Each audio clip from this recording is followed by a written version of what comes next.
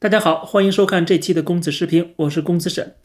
中国的外资撤离潮还在持续进行当中。最新的消息是，美国 IBM 正式关闭了在中国的研发中心，准备将裁员上千人。而且对 IBM 来讲，中国的市场是非常重要的，它是在美国市场以外的业务架构最完整的一个国家了。但是仍然它要退出中国，跟1个世纪之前首次进入中国遥相呼应。1934年，北京协和医院也是美国人建的，当时就用了 IBM 的产品。在中国改革开放之后，1984年正式进入中国市场。华为创始人任正非还说 IBM 是华为的老师，现在是教会了徒弟，饿死了师傅。但是有人讲了，说实际上 IBM 早就走了，他们在中国所谓的研发中心并不是真正的研发，研发还是在美国，他们在中国只是测试人员，并不算真正意义上的研发人员。那当然了，在中美新冷战如火如荼进行之中，你想想，怎么可能有一个这么重要的美国科技企业把研发中心放在中国呢？而未来的产业最关键的就是人工智能，而人工智能最前沿就是在美国，就是在硅谷。而最新的科技它有一些军事用途，同时也可能被中国的这些有国家背景的国企所使用，造成不正当竞争。所以说，不管是民用还是军用，欧美世界都不希望这些技术掌握在中国手中。所以说，人工智能领域，他们也不可能把研发放在中国啊。所以说 ，IBM 离开中国是大势所趋。高新科技因为受到了制裁、受到了围堵、受到了地缘政治的影响，要离开中国。那其他的呢？我们看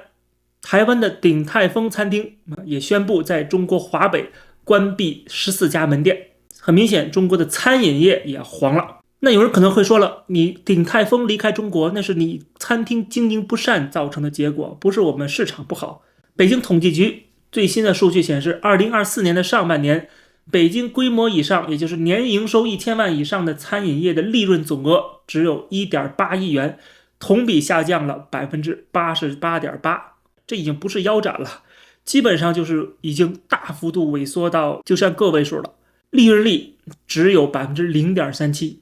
这就是大规模餐饮，就是那些连锁店、那些大招牌，他们的营收利润率 0.37%。 有人就讲了，说餐饮业的净利润率至少你得保证 5% 以上，你才能够继续的运转的下去，否则的话，任何一个微小的错误都可能导致资金链断裂。可是我们看看，在一个聚集了中国的人才和财富的一个城市，中国的首都，餐饮业居然如此之萧条，可见这些餐厅随时都可能要关门歇业了。所以鼎泰丰走，它不只是鼎泰丰一个餐厅的问题，而是市场环境的问题，是整个中国经济的问题。所以中国经济观察报的报道标题就是京城10万餐饮微利线上挣扎。其实我们看看今年以来的几个消息，全部都是外资在不断的撤离。英国著名的能源公司壳牌在去年年底的时候正式退出了中国的电力市场。还有一家知名的日本汉堡连锁店摩斯汉堡，在今年6月份的时候，把它在上海和福建等地的6家店铺全部关闭。还有在7月份的时候，亚马逊的电子书店正式退出中国市场。他们当时宣布在去年的6月30号就已经停止了运营，而在今年7月份正式停止了云端下载的业务。从这天开始， Kindle 的客户服务也停止了。 Kindle 在2013年进入中国市场，曾经一度销量破100万，但是在2年前开始逐步的分阶段退出中国。其实这也说明中国的图书市场也不好，大家还有功夫去看书吗？大家都在为生计而奔波，没有看书的时间，当然更没有旅行的时间了。所以美国知名的旅游指南孤独星球在6月份的时候正式宣布关闭中国办公室，退出在中国的出版业务。而且他们还同时停止在中国的所有官方账号，包括微信公众号、新浪微博、小红书、知乎等等，全部停止更新。记者就发现，在中国的很多大商店门可罗雀，冷冷清清，甚至大家去旅游都现在流行所谓特种兵式旅游，自带干粮基本上是不怎么消费，像特种兵拉练一样，大家还是愿意去旅行，只不过减少了出国旅行，在中国境内旅行这样的话可以少消费，甚至不消费。但是为什么还要旅行呢？你不旅行，你不去换换脑子，那你就发疯了。生活的重压之下，人会崩溃还是要散散心。但是即使散心，也不要掏钱了。这就为什么在今年年初开始，不断有国际上的航空公司停止到中国的航线，比如说英国航空减少了北京到伦敦的航线，还有澳洲航空在今年7月份的时候暂停了悉尼，就是雪梨到上海的航班，理由是需求低迷。还有文莱皇家航空停止了每周2次的赴北京的航班。据最新的数据显示，截止到今年的7月份，国际航空公司和疫情前相比，航班数只有过去的60%。疫情都结束这么长时间了，对吧？它只恢复到60%，不仅不会继续恢复了，还得不断减少。也就是说，在疫情之后，由于中国的经济问题，当然也跟全球经济低迷有关系，所导致的结果就是国际航班的数量已经比过去减少了一半。而这其中中美之间的航班数量只有过去的1/5，这脱钩再明显不过了吧？我刚才讲到的都是实实在在的数据，都是事实，告诉我们整个形势的变化只会加速，不要抱有任何的幻想。那这种内忧外患之下，政府为了维持他的统治，他自然要加强对普通韭菜的收割了。那最新的消息可能很多人都看到了，我看到有网友在下边留言给我，让我讲一讲，就是中国最新推出的房屋养老金。那么有些人就说了，我现在买房之后，我每个月还要交房屋的维修基金，你现在跟我说要来一个养老金，就是给房子养老，这笔钱你交一部分，然后政府再出一部分，然后用于这些房屋的修缮，因为很多房屋年久失修。这话题刚一抛出来，立刻引起了广泛的讨论，网上铺天盖地的反对，大家对这个所谓养老金非常担忧。我把钱投出去，不知道用在什么地方，可能会被挪用。然后这笔钱本来我们现在已经在交着了，就是维修基金，你到底有没有好好维修啊？你这是不是在变相的要割我们韭菜？那么这时候政府就出来辟谣了，赶快澄清说，这个养老金不是让你们现在掏出钱来，而是之前你们所交纳的这个维修基金就属于养老金的个人部分，然后公共部分呢是由地方政府想办法去筹措。现在官方媒体不断的在强调说，这不是增加人们的负担，而是在减轻人们的负担。我没看出怎么减轻人们负担，但是很明显，他推出的这个所谓的养老金只是其中之一。他这所谓的房屋安全管理长效机制，不只是包括养老金，它还包括另外2项内容，一个是房屋的体检以及房屋的保险制度。换句话说，就是它不仅让你交养老金，你还得交体检费，还得交保险费，那全部加起来就让你掏一笔钱出来了。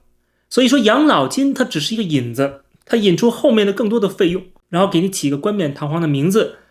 给你一个看似合理的理由。所以说有人就讲到了，未来中国不会推出什么房产税了，之前一直在炒所谓的房产税。为什么？因为这个名字太敏感了，说阻力也大，法理上讲不通。但是房屋体检加养老金加房屋保险，这就是换个说法的房产税，而且还是加强版，无免征额，见房就收，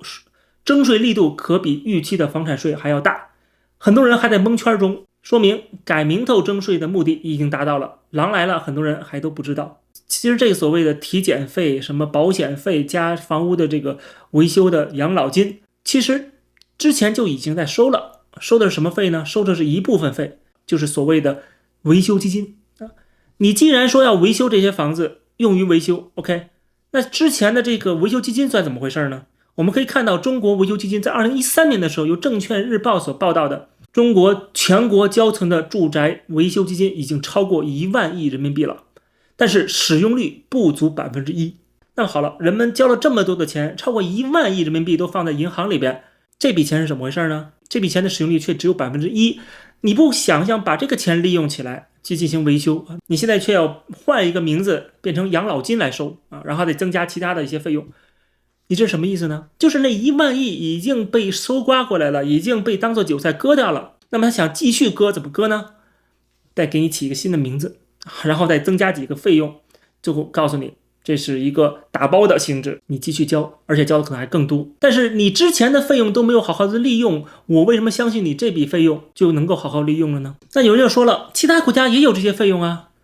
比如说维修基金类似的费用。可是你要知道，其他的费用，这些维修基金都是公开透明的，包括我在加拿大的地税，它会告诉你这笔税是花在什么地方了，每个项目的比例是多少，这是地税方面。那么如果住的是公寓楼，公寓的管理费当中拿出哪些钱来去维修了，去增加了什么公共设施，写的明明白白。不仅有业主的委员会要开会，有选举，甚至每年给你这么厚的一本这个公寓大厦的他们的这个资金使用情况，甚至包括这些管理人员他们的工资都写得很清楚，就告诉你这笔钱用在什么地方但是中国没有，全部都是不明不白的。所以说从他的巧立名目的动机到他过去的这个很糟糕的历史记录，以及他未来没有任何的监管和透明的机制，当然会引起大家的反对，认为你这是变着法儿的要割我们人民的韭菜。比如说有一个人就讲了，他讲说过去已经交过房屋维修基金了，现在又要交房屋养老金，那是不是存在重复缴纳的嫌疑？而且买房的时候房屋的价格已经很高了，很多家庭掏空了6个钱包就是夫妻然后各自的父母加起来6个人的钱包，然后他们还要偿还房贷，现在又要强制缴纳房屋养老金，会压垮一些中低收入的家庭。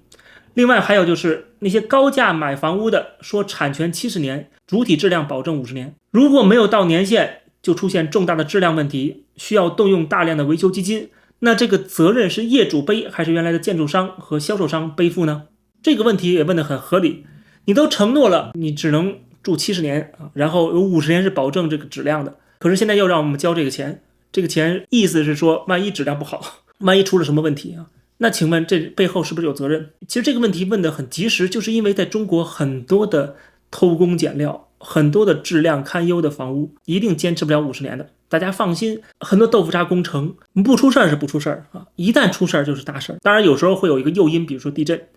或者是其他的一些原因，甚至之前刮一场大风都把很多的房屋的这个玻璃都吹掉了这是很难想象的，新买的不久的房屋居然出现这种豆腐渣的工程。过去地产商大兴土木，一定制造出大量的豆腐渣，这是毫无疑问的事情。所以说政府推出这个所谓的养老金还有这种什么保险的制度其实也说明了他们看到了，就是在中国未来这几年可能会出现各种各样的质量问题，就是在过去造房子造太多了而且都没有任何监管，官商勾结，根本就不符合建筑的标准和要求。现在是新房没有事儿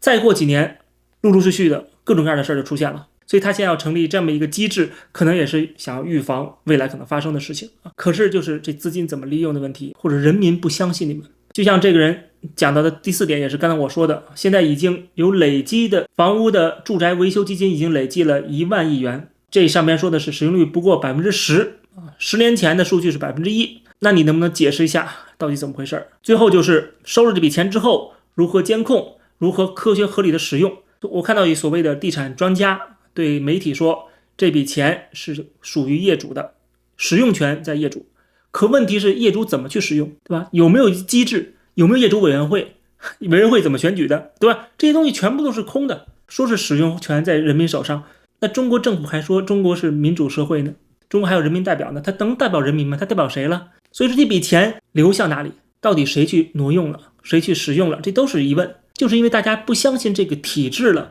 所以政府做的所有的事情，哪怕你动机是好的，也相信不会带来好的结果。甚至中国的经济观察报还写了一篇评论文章，就讲到说有关部门应反思群众不领情现象。当然他说不领情在暗示就是政府是好心想要为人民服务，但是人民不领情。但是其实这个假设本身就是错误的，你怎么知道政府是好心呢？对吧？所以他还是没有敢点出真正的问题在于体制。你这个政府不是人民授权的政府，你这些政策不是充分经过人民的讨论、人民的听证，完全是政府决定要怎么做而且再说过去的历史记录也不光彩，所以失去民心是必然的。更何况今天人们不是说大家都财大气粗花点钱没关系，就算这钱被政府贪了也不在乎。可是现在处在一个经济困境当中，房价也在不断下跌，很多人已经是财富大缩水了，而且就业困难，毕业即失业，买了房都成为房奴，压力太大。然后这时候政府又变着法儿的让你掏钱，当然大家一肚子不满了，但是不满归不满，政府要这么做，人们也没有话说。就算有一些讨论，有一些批评，也是被局限在微博上边，或者是有一些官方媒体就是小骂大帮忙一下，基本上该实行的还是要实行，该割韭菜的还是要割韭菜，人民基本上是没有任何左右政策的权利的。所以说情势还会继续的恶化下去，不论是中国内部的经济困境，还是对外的交往、脱钩、撤资、锁国，加强割韭菜的剥削政策，这将是大概率事件，也是我们正在见证的历史。